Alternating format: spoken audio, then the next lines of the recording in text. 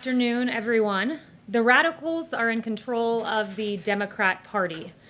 Make no mistake, Democrat radicals want to shatter norms and disregard precedent for the sake of the very norms and precedent they claim must be safeguarded.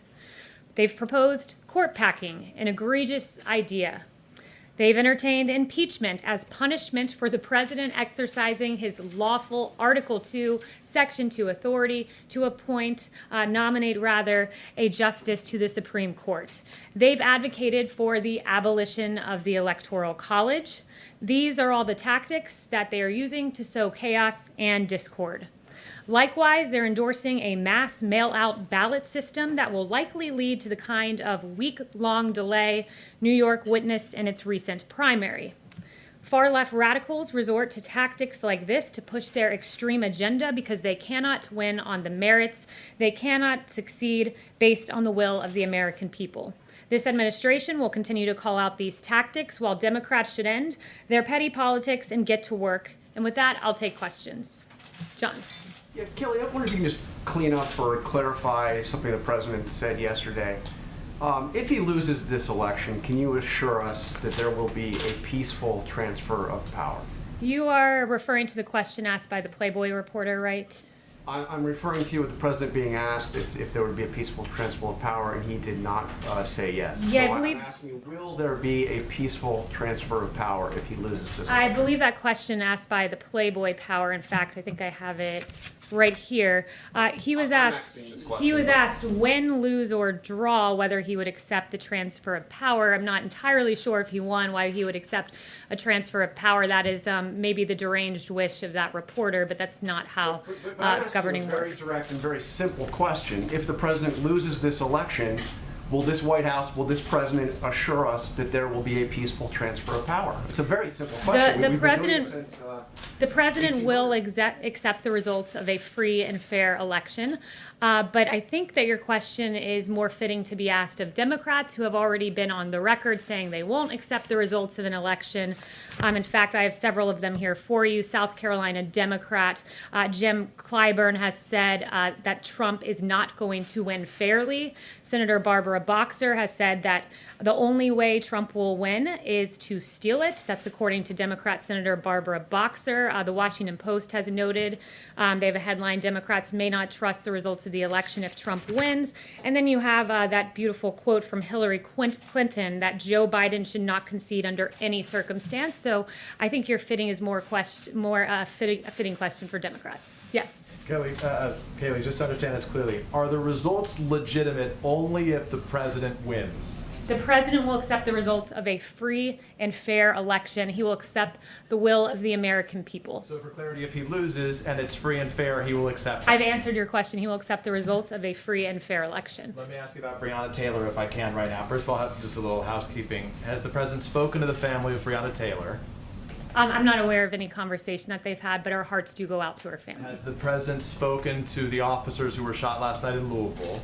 I'm not aware of any conversations. So the president spoke to the officers who were shot in Los Angeles, but to this point, there's no indication the president at any point over the last several months has spoken to the family of Breonna Taylor. I guess why not? The president routinely speaks to victims of horrendous tragedies. I've been here when he's met with the parents who lost their children to instances of police brutality. It was a really beautiful meeting, and the president consoled them. He's talked to the widows who've lost their husbands to police officers. He's spoken to widows of fallen soldiers. He routinely reaches out to victims of all kinds of atrocities, and he'll continue to do that. What is the president's message to the family of Breonna? I heard what you say, that we grieve for them, but what is the president's message to the family of Breonna Taylor that does not believe they received justice? That our hearts go out to her. It was a horrible tragedy that happened, and that our hearts also are with the two police officers who were shot last night in the Louisville riots. When you say our, you mean the White House, including the president? Yes, I speak on behalf of the president.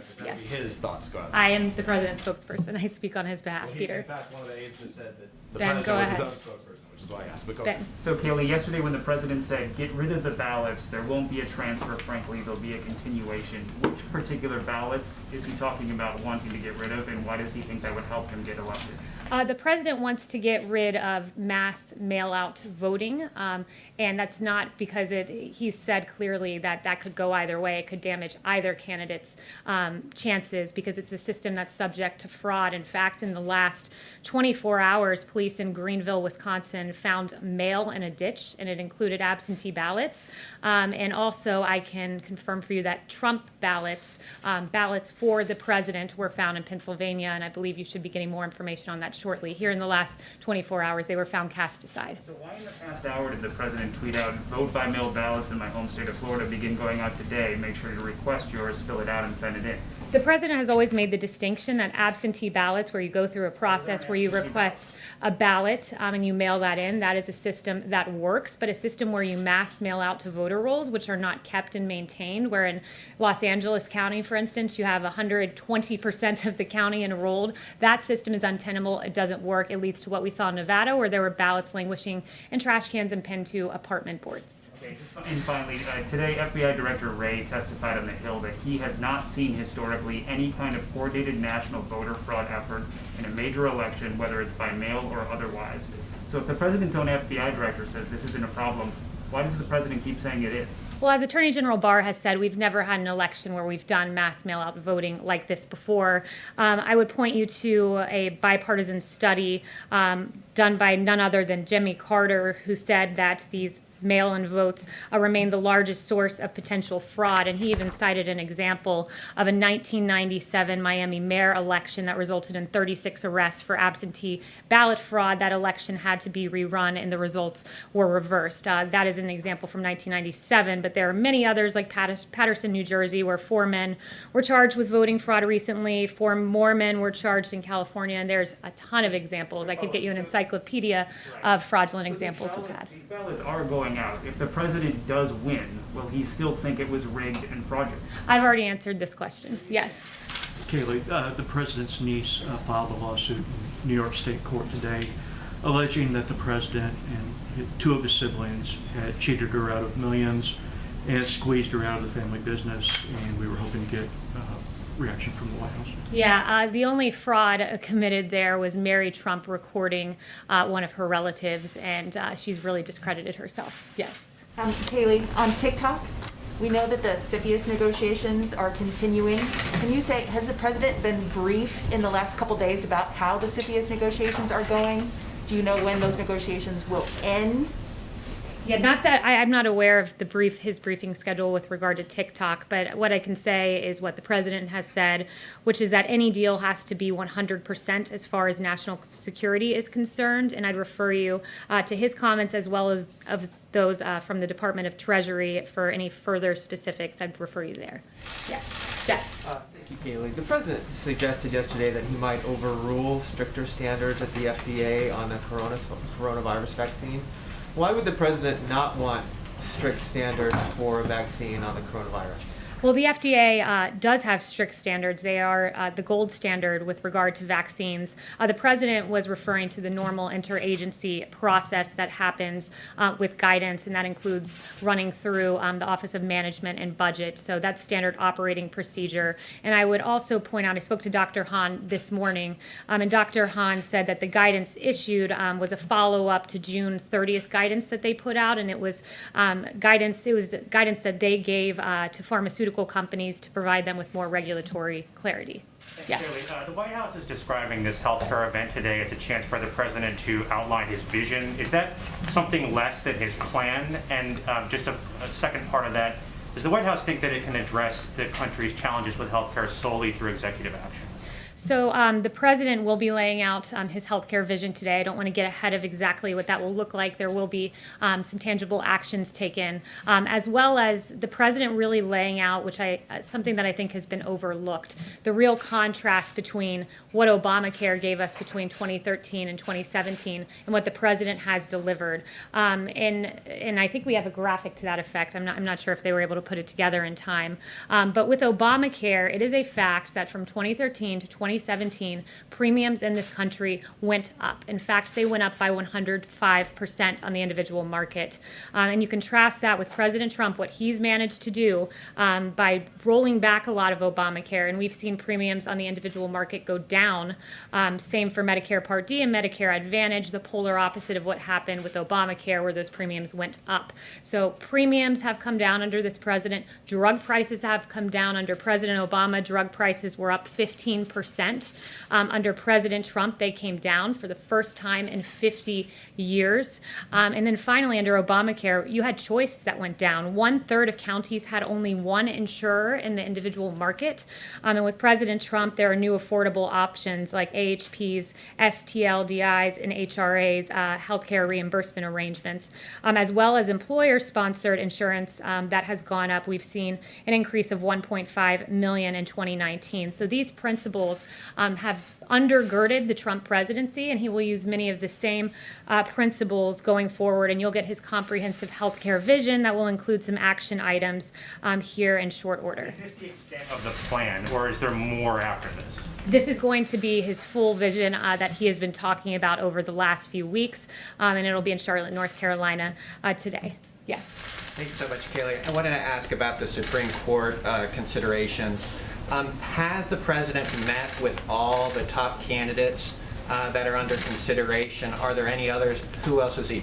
Are there any others that he still plans to meet with? Judge Lagoa, for example, does he still plan to meet with Judge Lagoa? So I'm not going to get into the president's private meetings with these candidates. He's noted that there are 5 he's considering. They all fall in the same mold as textualists, originalists, Constitution-abiding judges. On another note, today at the Supreme Court, when the president approached, was paying his respects to Justice Ginsburg, there were some people in the crowd that started to chant to respect her wishes, to uphold her wishes. Do you have some thoughts on those chants, which also, included vote him out?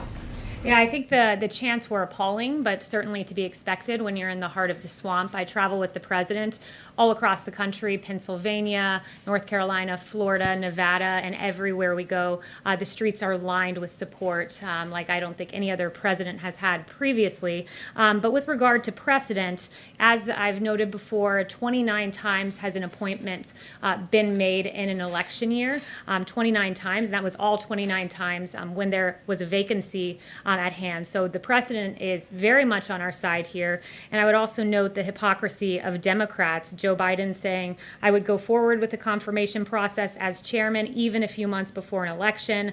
Barack Obama saying, fill the Supreme Court vacancy when it was his tenure. And you had Kamala Harris saying as well that Senate GOP is holding SCOTUS hostage for political gain. Join me in calling them to consider President Obama's nominee. So they've really flipped here because the precedent is on our side and their hypocrisy is on full display. Yes. The former number 2 of the Joint Chiefs of Staff, Paul Selva, who served under President Trump, he and 500 other national security and military leaders, they endorsed Joe Biden today. Do you guys have a comment on that, given that it doesn't seem like Jim Mattis and Joe Dunford, who also served under the president, are rushing to support him this election? Yeah, I think the president's record speaks for itself. Our military men and women, our veterans, love this president for a very distinct reason. Under Obama-Biden, sequestration really gutted our military. You had the Navy at its smallest point ever, and the other military branches were absolutely gutted. Then you had President Trump, who came in and secured a record amount of funding for our military and our Department of Defense and built up our military. When it comes to veterans, the appalling way that our veterans were treated at the VA. Under Obama-Biden, there was an IG report that as many as 300,000 veterans, think about that, 300,000 veterans could have died waiting for care. This president came in, put in the VA Missions Act, secured real choice and options for our veterans, and that's the reason that the military and our veterans love this president. But why is Selva endorsing Joe I Biden? can't speak to one person's reasoning, but this president, when you look at what he's done, bringing our troops home and all he's done in aggregate, the rank and file in this military love this president. Yes. Thanks, Kayleigh. 2 quick follow-ups on what's been discussed earlier. Does the president still have confidence in the FDA commissioner based on his comments yesterday? There are no changes. Dr. Hahn is FDA commissioner, so yes. And then to follow up, you said that you thought the chants outside the Supreme Court this morning were appalling. Is there any issue with people peaceably demonstrating and chanting at the president? No, of course, everyone has a First Amendment in this country, but I thought it was an appalling and disrespectful thing to do as the president honored Justice Ginsburg. Yes. What was the emergency call the president left yesterday's briefing to take? I'm not going to get into a readout of the president's calls, but he regularly takes very important phone calls. Yes. Deborah. Kayleigh, what is the likelihood that Sudan will be the next country to recognize Israel? And are there any new developments that you're expecting after the Emirates and Bahrain recognized Israel? So the president has noted that there are several other countries that want to make agreements of this sort. I won't confirm exactly which country will be next, but rest assured the world has looked at what this president did. Historic agreements between the UAE and Israel and Bahrain, and you see deals like you haven't seen in a quarter of a century. It was 26 years between the second and the third deal, and just 29 days between the third and the fourth. This president's the only president to have overseen the normalization of relations between Israel and two Middle East countries. To have two on his watch is a really big deal, and no wonder two Nobel Peace Prize nominations as well. Yes, Lily. Yeah, thank you. What's the status of coronavirus vaccination this year? Do you expect this to be available before Christmas? We do expect to have a vaccine by the end of the year. That has always been the goal, and we are still on track for that. It's very important that what the president has done with regard to commercial level manufacturing. As Dr. Salawi told me, the fact that you have scaled up to manufacture these vaccines in advance is something that this president has done because he's a businessman and thinks through exactly how to get a safe and effective vaccine delivered at record speed, and part of that has entailed manufacturing in advance. And to do this, it normally takes years to scale up to commercial level production, but this president has done it in just a few short months. And if we have this vaccine by the end of the year, it will be the fastest pace for a vaccine for a novel pathogen in history. Yes. Thank you, Kayleigh. I wanted to go back to mail-in voting for just a bit. Right now, 5 states conduct elections entirely by mail-in prior to the pandemic with no cases or no major cases of fraud. Does that success not give the president confidence in mail-in voting? So those states have had time and a history of doing having a workable system, and one that has been done for many years, for many election cycles, to move the entire country to mass mail-in voting all at once and have an entirely new system, and do that in just a few short months is an untenable and an unworkable proposition, and one that has shown to not work well at all, especially when you look at the disenfranchisement, which I think is really troubling when it comes to mass mail-in voting. In 2016, you had 1% of ballots thrown out, absentee ballots, that amounted to 319,000 votes thrown out. And if you have the entirety of the country voting by mail, you can imagine that number would be many folds higher than that. And you look just in the primary, where you've seen states try to move to this mass mail-in system. There were 100,000 ballots rejected in California, in New York City. 1 in 5 mail-in ballots were rejected.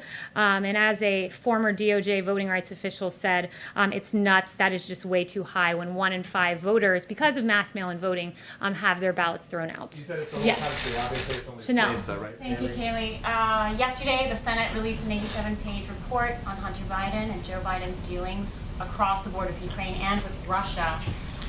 Specifically, it showed Hunter Biden supporting Russian prostitution, human trafficking, and receiving $3.5 million from Moscow. The question to you is, does the White House have any intention of helping the DOJ should an investigation be opened up on the Bidens? And number 2, do you have a response to Rudy Giuliani yesterday telling us that this should immediately disqualify Joe Biden from his candidacy? Yeah, that was a very troubling report. I'll leave it to the DOJ as to how they move forward. But I mean, I think this New York Post cover says it all. I heard so much about Russia collusion, but it appears the only collusion going on was between Hunter Biden, as he accepted $3.5 million from the wife of the Moscow mayor. Very troubling indeed. And in addition to that, Ukraine money as well. And it's good that the Senate looked into that. But finally, I would like to note the situation in Louisville, Kentucky last night. There were reports of vandalism. There were nearly 100 arrests, and the Trump administration urges calm and reminds those who wish to have their voices heard to do so peacefully. You have a right to peaceful protest as outlined in the First Amendment. And the Attorney General Daniel Cameron said, if we simply act on emotion or outrage, there is no justice. Mob justice is not justice. Justice sought by violence is not justice. It just becomes revenge. And you contrast his message with that of CNN's Breonna Keeler, who said, I question the judgment of the Kentucky Attorney General saying that mob justice is not justice. We know that this is very loaded language. That's an appalling statement from Breonna Keeler at CNN. And what is outrageous about this take is that mob justice is not justice. Hours later, after this comment was made on CNN, 2 police officers were shot. This is not justice. This has nothing to do with politics. It has everything to do with the value of human life and the safety and security of our American cities. And across the country, we've seen our police officers come under fire in the line of duty. In Los Angeles, there was an ambush attempt on 2 police officers. In Phoenix, a U.S. Marshal was ambushed and shot outside a federal courthouse. In Linwood, California, a suspect approached a patrol car and fired a handgun into the passenger side window.